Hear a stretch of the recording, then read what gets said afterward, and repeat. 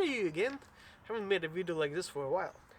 Um, I've been watching a bunch of YouTube videos and channels because it's kind of cold. You can see by my head that got nothing else to do much.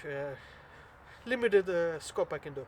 So I've been watching the videos about the electricity of the RVs, motorhomes, um, van life and stuff and similar.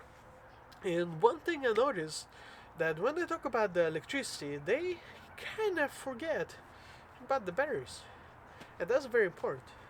So in my RV, I have these two batteries. There's one here, and one behind this, and they're Group 27 lead acid deep cycle.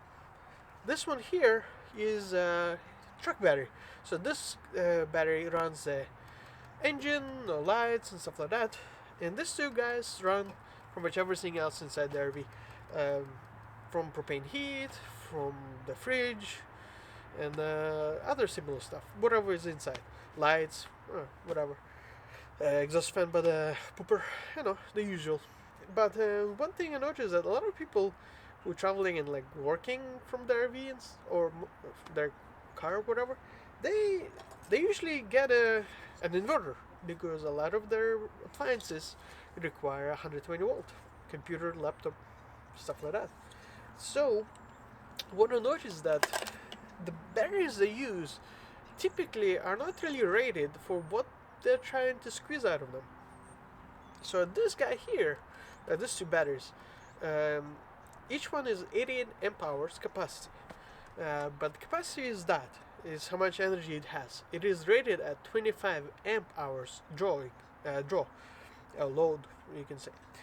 Um, Lead acid batteries can only usually go up down to 50%.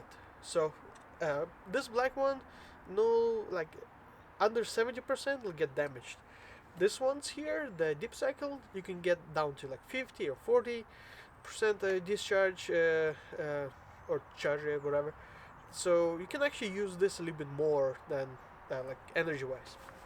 But any further down that, there's escalating amount of damage happening inside the battery. Typically, they recommend don't discharge that low, but what happens is that if you can recharge them right away, then the damage is mitigated. But if you don't, then the damage just piles on and on. Those batteries are very old, so they don't really hold charge as they did before, but it's good enough for now. So back to the main story.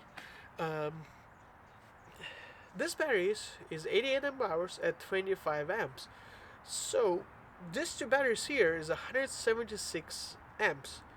And you can say discharge them to 50% when they were new. So that means you have 88 amps of amp hours you can use. At 25 amps, that's, at 50 amps because you have two of them. 50 amps, that's less than an hour. It's 1 hour and like 35 minutes, I guess. I don't want to take out my calculator. So you get like an hour and a half. Let's go with that. You get an hour and a half of runtime at that load. Now, if you think about it, 50 amps at 12 volts, if you multiply those two together, you get 600 watts. That's all you have that you can get out of this for an hour and a half. So this is why I use 500 watts inverter. I don't mind this just triggering so it turns off over discharging my batteries or overloading my batteries, I would say. So a lot of people just have this kind of setup and then get like 1,000, 2,000 watt inverter, and if you run that kind of load for a period of time, you drain them and destroy the batteries. So I think that should have been mentioned by a lot of those videos, but I guess it didn't happen. So there you go. Make sure to not only to check how much power you need in your RV to run, which is how big the inverter is going to be, but also how much current you need to supply to the inverter to run them, which is your batteries. If they don't match, then you're gonna have a problem. So Yeah, and that's why a lot of those YouTube videos that you see have issues with those batteries because they just crap out. That's why a lot of them advertise and promote lithium ion batteries, lithium iron batteries, whatever lithium, whatever there, because you can use more capacity. A 100 amp lithium ion battery, you can use basically 100 amps. Lead acid, you cannot. So you have to be careful. There you go. That's all I had to say.